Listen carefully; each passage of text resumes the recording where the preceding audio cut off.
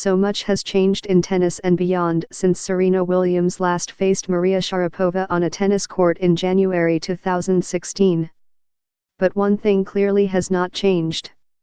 Sharapova, much to her regret, remains Williams's tennis muse, bringing out the very best in Williams's power game on a remarkably regular basis. Monday night's first-round mismatch at the United States Open was thus a throwback, as Williams crushed the suspense early by timing her shots beautifully. Her 6-1, 6-1 victory required just 59 minutes and was her 19th straight triumph over Sharapova, a former number 1 who has slipped to number 87 in the rankings. She has a 2-20 overall record against Williams and has not beaten her since 2004. Monday's performance, one of Williams's finest since she returned to the tour in March 2018 after giving birth to her first child, also opened up some intriguing possibilities for her in the near future. If she can stay healthy and continue to strike the ball and remain in the zone as she did on Monday night, Williams is likely to go very deep again at Flushing Meadows, where she has won 6 U.S. Open singles titles but also experienced plenty of tennis distress. "Amazing level," said Conchita Martinez, the former Wimbledon champion who is now a coach. "Serena was moving so well, and she can only hit the ball that well when she is moving that well." Movement has often been a problem for the 37-year-old Williams this year as she struggled to compete because of injuries.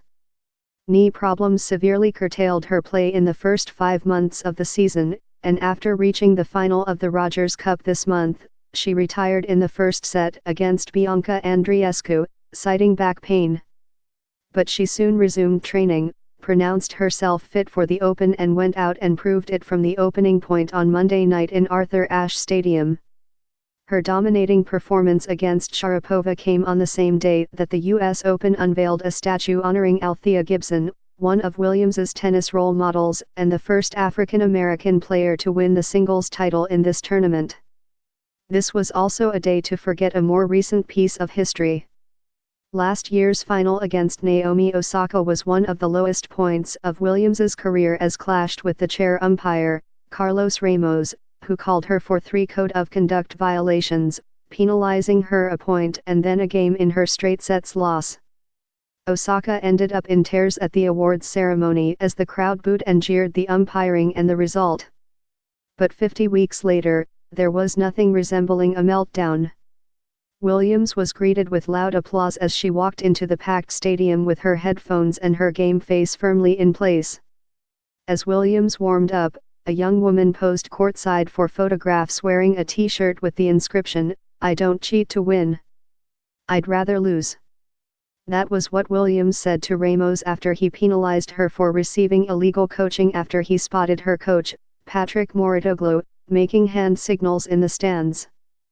But Mouratoglou, back in the box on Monday night, kept his arms folded for most of this match, and the 8th-seeded Williams never seemed remotely in need of outside help to close out this victory. Nobody seems to inspire her quite like Sharapova. Next challenge, in the second round, the 17-year-old American Caty McNally.